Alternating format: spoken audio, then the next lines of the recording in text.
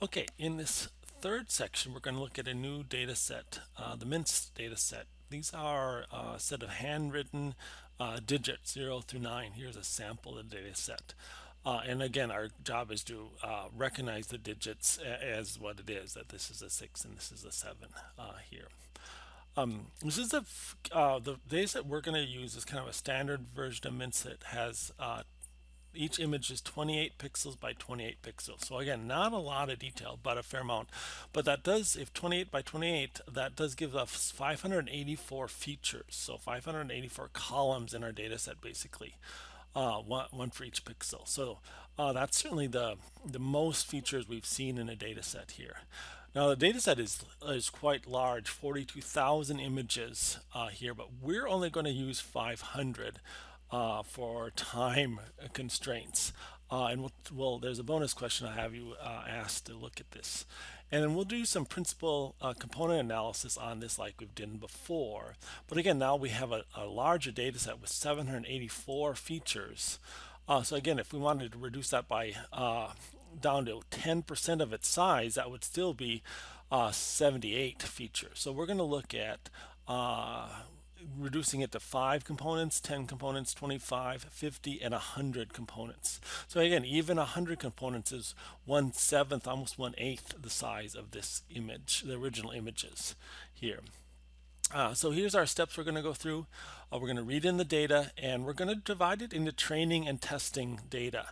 One problem with this data, and we see in some other places, is that if we train a model on all the data, the model can learn all the ins and outs of that data and then can recognize the data at 100% accuracy. But that's not valid when you see new data that it hasn't seen before. And so like we'll do a lot of times in the future, we'll break our data into training data and testing data.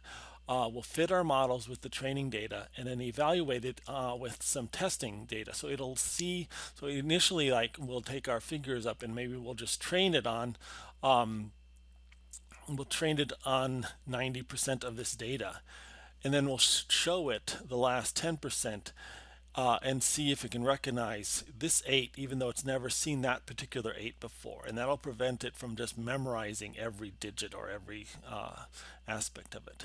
Okay, we'll display some images to kind of verify it, and then we'll run these different models here. So again, I don't think it's too complicated a setup here. We read in the data here. Again, now we're going to set up the X and Y here from it. The Y's will be just the labels 1 or 0 through 9, and the X will be actually all the pixels here. And then we're going to break this data X and Y up into training and test. So there'll be 4 main variables. X train and X test will be the digits. Most of the digits will be in this X train data set, and a few of them will be set aside in this X test. So there are a couple images that we haven't seen here. So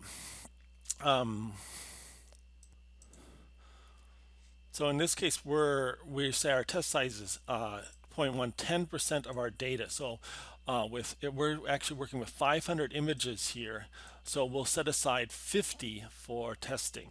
And so likewise, we'll split up the outcomes, the outputs in Y train and Y test here. And then just this shows you our data. So we have 500 images. Each one has 784 pixels in it here. And then our output is just 500, the actual numbers, the categories of the digits that we want to set things up. And here's some sample images. Here's just displaying 9 sample images from it. So it looks like the data was read incorrectly, and we can display it. And then now we're going to use, again, we'll use support vector machines. So we'll do support vector machines. First, we'll train it with all the original data. So we'll just train some linear support vector machines with a linear kernel, and we get pretty good results. It's able to identify the digits 84% of the time.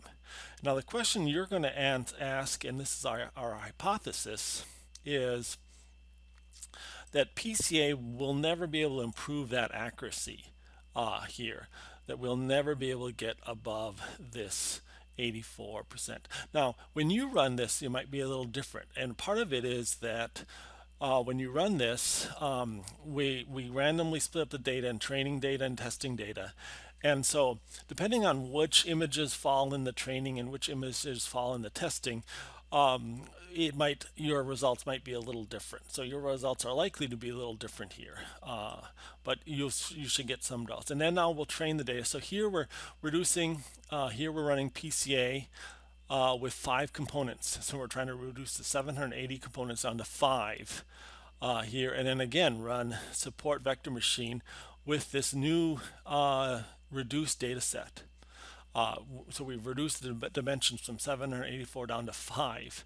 And we lose a lot of data in there. So here where our accuracy is only 62%. But then what happens if we go up to 10 components or 25 components, 50 components, or 100 components here? So you're supposed to analyze this and describe what it is in the write-up. So hope you enjoy this section. I'll just warn you that a lot of these PCA sections, even though we're just using 500 data points, will take a while to run. Support vector machines are not the fastest learning things, and so most of these cells will take 2 to 5 minutes to run. So you might want to just set this up to run and come back, in 20 minutes and see how you're doing. One thing you can do is you can go up here at the start of this one and just say under runtime, run all after, and I'll run this one and everything afterwards. So hope you enjoy it.